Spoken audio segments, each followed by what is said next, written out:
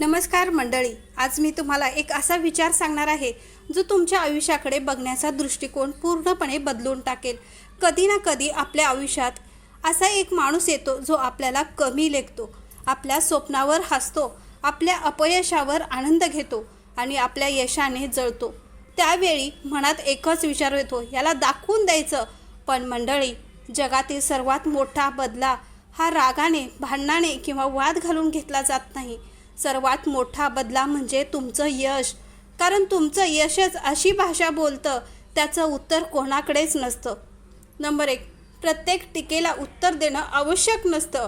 एक गोष्ट लक्षात ठेवा, जेव्हा कुत्रा हत्तीवर भुंकतो तेव्हा हत्ती थांबून त्यांच्याशी वाद घालत नाही, कारण त्याला माहिती असतं त्यांचा मार्ग मोठा आहे. आपण मात्र उलट करतो. कोणी काही बोललं, कोणी टोमणा मारला, कोणी अपमान केला की आपण दिवस रात्र त्याचाच विचार करत बसतो. त्याला उत्तर कसं द्यायचं, त्याला कसं हरवायचं, आणि याच विचारात आपली ऊर्जा संपून जाते. मंडळी, लोकांना उत्तर देण्यात आयुष्य वाया घालवू नका. स्वतःला इतकं यशस्वी बनवा की उत्तर देण्याची गरजच उरणार नाही. नंबर 2, शांत माणसाला लोक कमकुवत समजतात. या जगात एक मोठा गैरसमज आहे.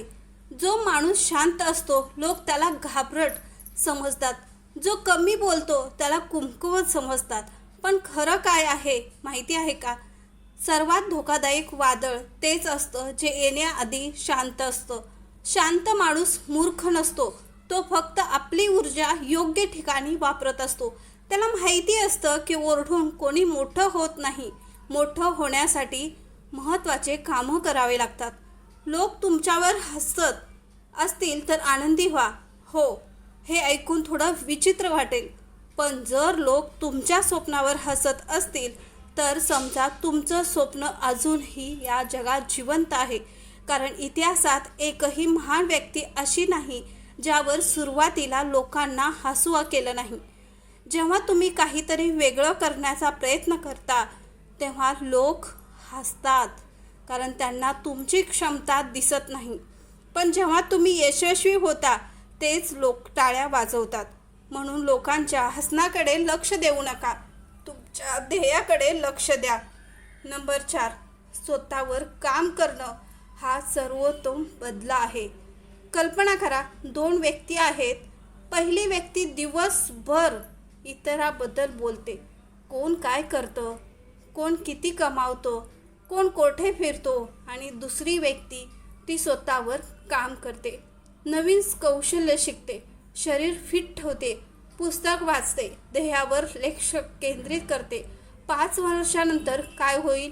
पहिली व्यक्ती अजूनही लोकांबद्दल बोलत असेल आणि दुसरी व्यक्ती लोक तिच्याबद्दल बोलतील असतील. हा फरक आहे. नंबर 5, तुमचं लक्ष जेथे जातं तेथे तुमची ऊर्जा जाते. जर तुम्ही सतत इतराकडे पाहत राहिलात तर तुमची प्रगती थांबेल. कारण तुलना ही आनंदाची सर्वात मोठी चोरी आहे. कोणाकडे मोठी गाडी आहे, कोणाकडे जास्त पैसा आहे, कोणाचं आयुष्य चांगलं आहे, या विचारामध्ये अडकून तुम्ही स्वतःचं आयुष्य विसरून जाता.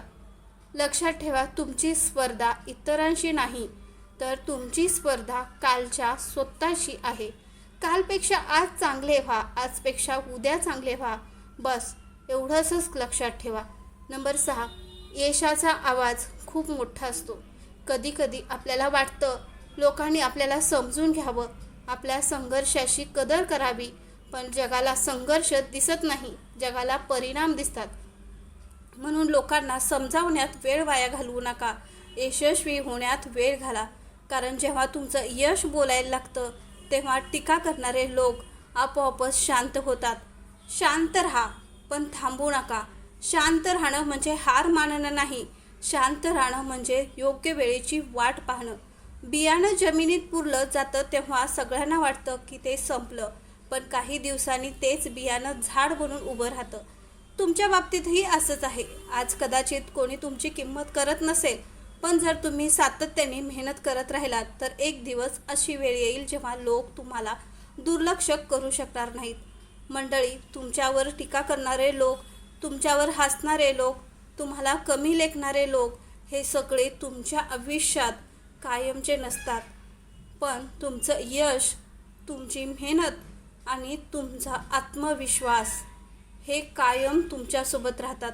म्हणून आजपासून एक निर्णय घ्या, कोणाला उत्तर द्यायचं नाही, कोणाशी स्पर्धा करायची नाही, कोणाचा द्वेष करायचा नाही. फक्त स्वतःला कालपेक्षा चांगलं बनवायचं, कारण सर्वात मोठा बदल म्हणजे तुमचं यश. शांत राहा, मेहनत करा आणि यशाला तुमच्यासाठी बोलू द्या. धन्यवाद. जय हिंद, जय महाराष्ट्र. व्हिडिओ आवडला असेल तर लाईक, शेअर आणि सबस्क्राईब नक्की करा. थँक्यू.